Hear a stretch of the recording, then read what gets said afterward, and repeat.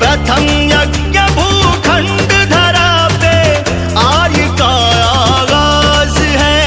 प्रथम यज्ञ भूखंड धरा पे आर्य का आगाज है पावन संगम की धरती ये प्रयागराज है, ये प्रयागराज है।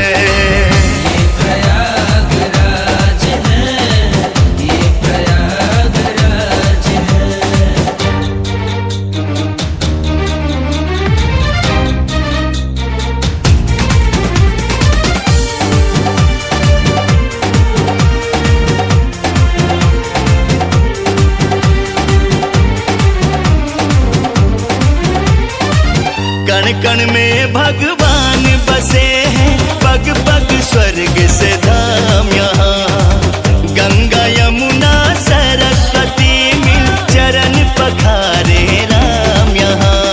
तीर्थराज प्रयाग है, तीर्थराज प्रयाग है, तीर्थराज प्रयाग है, तीर्थराज प्रयाग है। धर्म का ये है राज मुकुट, धर्म का ये सनातन गौ का नाज है पावन संगम की धरती ये प्रयाग।